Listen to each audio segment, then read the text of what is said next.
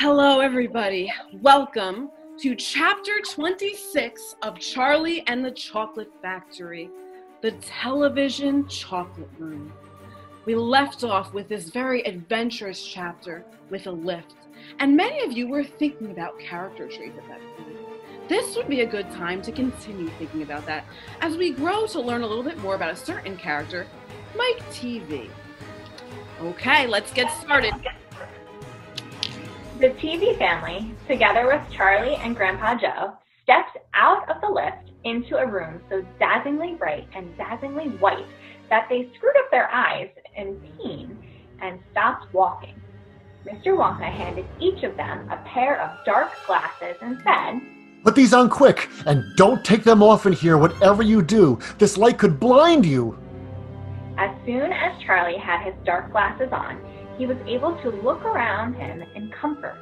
He saw a long, narrow room. The room was painted white all over. Even the floor was white, and there wasn't a speck of dust anywhere. From the ceiling, huge lamps hung down and bathed the room in a brilliant blue-white light. The room was completely bare except at the far end. At one of these ends was an enormous camera on wheels, and a whole army of Oompa Loompas was clustering around it, oiling its joints and adjusting its knobs and polishing its great glass lens. The Oompa Loompas were all dressed in the most extraordinary way. They were wearing bright red spacesuits, complete with helmets and goggles. At least they looked like spacesuits. And they were working in complete silence. Watching them, Charlie experienced a queer sense of danger.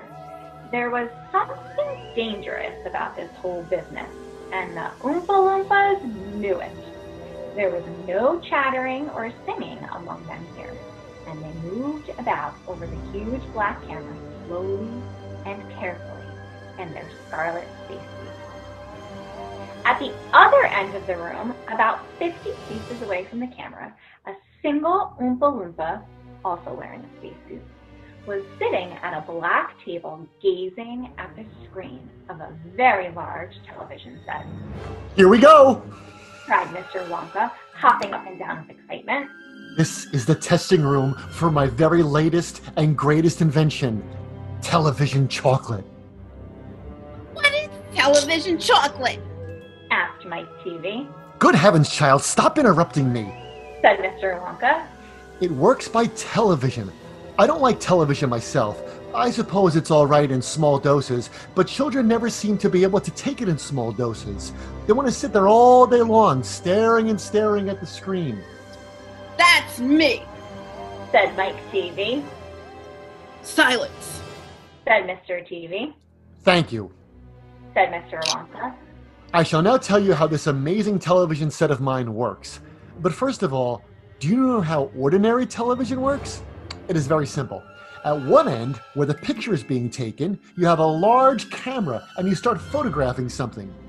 The photographs are then split up into millions of tiny little pieces, which are so small that you can't see them.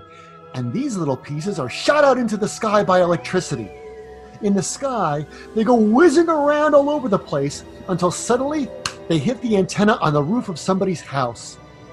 They then go flashing down the wire that leads right into the back of the television set, and in there they get jiggled and joggled around until at last every single one of those millions of tiny pieces is fitted back into its right place, just like a giant jigsaw puzzle.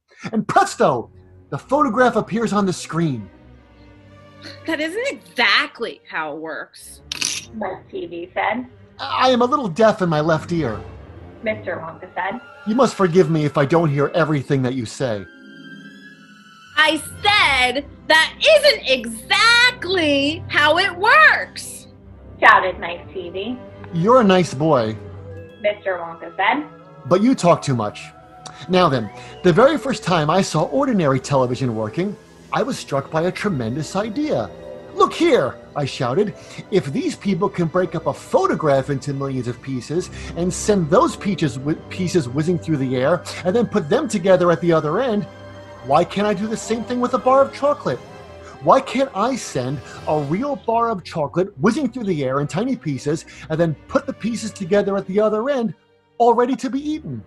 Impossible, said Mike TV. You think so? Cried Mr. Wonka. Well, watch this. I shall now send a candy bar of my very best chocolate from one end of this room to the other, by television. Get ready there. Bring in the chocolate. Immediately, 6 Oompa Loompas marched forward, carrying on their shoulders the most enormous bar of chocolate Charlie had ever seen. It was about the size of a mattress he slept on at home. It has to be big. Mr. Wonka explained. Because whenever you send something by television, it always comes out much smaller than it was when it went in. Even with ordinary television, when you photograph a big man, he never comes out on your screen any taller than a pencil, does he?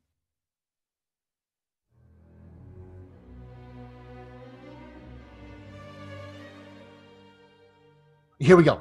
Then get ready. No, stop. Hold everything. You there, Mike TV, stand back. You're too close to the camera. There are dangerous rays coming out of that thing. They could break you up into a million tiny pieces in 1 second.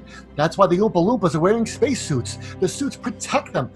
All right, that's better. Now then, switch on. One of the Oompa Loompas caught hold of a large switch and pulled it down. There was a blinding flash. The chocolate's gone, shouted Grandpa Joe, waving his arms. It was quite right. The whole enormous bar of chocolate had disappeared completely into thin air.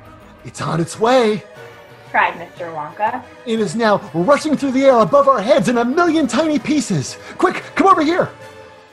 He dashed over to the other end of the room where the large television set was standing, and the others followed him. Watch the screen, he cried. Here it comes, look! The screen flickered and lit up. Then suddenly, a small bar of chocolate appeared in the middle of the screen. Take it, shouted Mr. Wonka, growing more and more excited. How can you take it? Nice TV laughing. It's just a picture on a television screen. Charlie Bucket, cried Mr. Wonka. You take it, reach out and grab it. Charlie put out his hand and touched the screen, and suddenly, miraculously, the bar of chocolate came away in his fingers. He was so surprised that he nearly dropped it. Eat it! shouted Mr. Wonka. Go on and eat it. It'll be delicious. It's the same bar. It got smaller on the journey, that's all. It's absolutely fantastic, gasped Grandpa Joe. It's a miracle.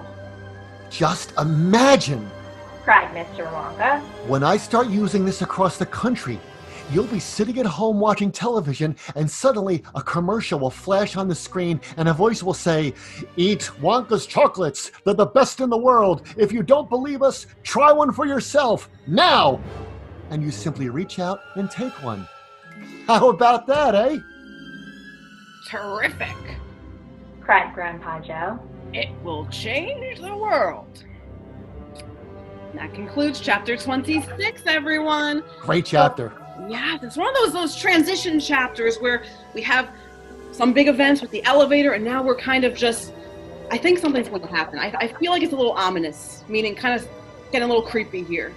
Can you imagine if they really had those commercials where you can actually have a thing and you can go ahead and grab it through the TV? How cool would that be? It would I be think cool. all of us would like that, right? Yeah. You just have to reach right in and grab it. Pull it out. There it is. All right, everyone. Thank you.